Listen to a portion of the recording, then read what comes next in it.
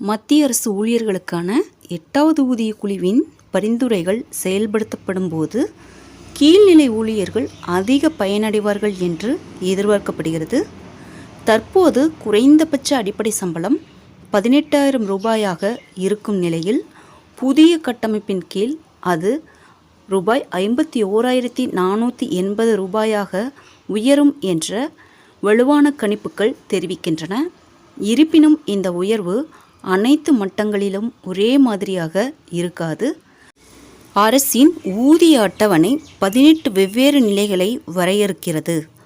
ஒவ்வொரு ஊழியர் மற்றும் ஓய்வு பெற்ற அதிகாரியின் சம்பள உயர்வும் அவர்களின் தற்போதைய அடிப்படை சம்பளம் மற்றும் ஊதிய நிலையின் அடிப்படையில் தீர்மானிக்கப்படும். புதிய ஆணையத்தின் நோக்கம் சம்பளத்தை உயர்த்துவது மட்டுமல்ல, அது படிகளை நிர்ணயிக்கும் முழு அமைப்பையும் சீரமைக்கும். அகவிலைப்படியின் அளவே உங்கள் சம்பள உயர்வின் போக்கை நேரடியாக தீர்மானிக்கும்.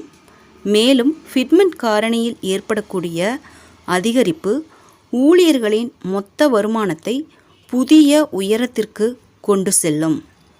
இது பணியில் உள்ள தனிநபர்களின் மாதாந்திர கையில் கிடைக்கும் வருமானத்திற்கு மட்டுமல்லாமல் ஓய்வுக்கு பிறகு பெறப்படும் ஓய்வூதியம் மற்றும் பணிக்கொடை தொகைகளிலும் குறிப்பிடத்தக்க அதிகரிப்புக்கு நேரடியாக பயனளிக்கும். பணம் எப்போது உங்கள் கணக்கில் வரும் பார்த்தீங்கன்னா, இந்த புதிய ஊதிய கட்டமைப்பு எப்போது செயல்படுத்தப்படும் என்பதே இப்போதுள்ள மிகப்பெரிய கேள்வியாக இருக்கிறது. அதிகாரப்பூர்வ ஆவணங்களின்படி 8வது ஊதிய ஆணையத்திற்கான அறிவிப்பு 2025 ஜனவரி 17 அன்று வெளியிடப்பட்டது.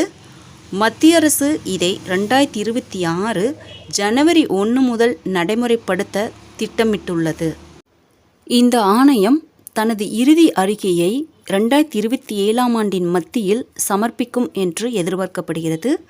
முந்தைய ஊதிய ஆணையங்களின் செயல்பாடுகளை பார்க்கும்போது குழு அமைக்கப்பட்டதிலிருந்து அதன் பரிந்துரைகளை செயல்படுத்த 2 முதல் 3 ஆண்டுகள் வரை ஆகும். எனவே ஊழியர்கள் தங்கள் வங்கி கணக்குகளில் உண்மையான அதிகரிப்பை காண 2026 ஆண்டின் பிற்பகுதி அல்லது 2027 ஆண்டு வரை காத்திருக்க வேண்டியிருக்கலாம். இந்த முறை சம்பள கட்டமைப்பு மற்றும் புதிய ஓய்வூதிய சூத்திரத்தை வடிவமைக்க மிகவும் திறமையான மற்றும் அனுபவம் வாய்ந்த ஒரு குழுவை அரசாங்கம் களமிறக்கியுள்ளது. இந்த முக்கிய குழுவிற்கு தலைமை தாங்க முன்னாள் உச்சநீதிமன்ற நீதிபதி ரஞ்சனா பிரகாஷ் தேசாய் நியமிக்கப்பட்டுள்ளார். பிரதமரின் பொருளாதார ஆலோசனை குழுவின் உறுப்பினர் புலக் கோஷ் மற்றும் முன்னாள் IAS அதிகாரி பங்கஜ் ஜெயின் ஆகியோரும் இந்த குழுவின் முக்கிய உறுப்பினர்களாக உள்ளனர். இந்த குழு களத்தில் செயல்பட்டு வருகிறது. ஊழியர் சங்கங்கள், தொழிலாளர் அமைப்புகள் மற்றும் ஓய்வூதியதாரர் சங்கங்களுடன் கலந்துரையாடல்கள் ஏற்கனவே தொடங்கிவிட்டன.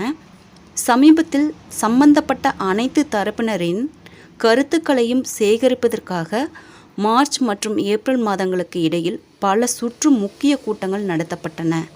எனவே இந்த முறை நிறைய கோரிக்கைகள் ஏற்கப்பட்டு நல்ல சம்பள உயர்வு மற்றும் சலுகைகள் கிடைக்கும் என்று எதிர்பார்க்கப்படுகிறது.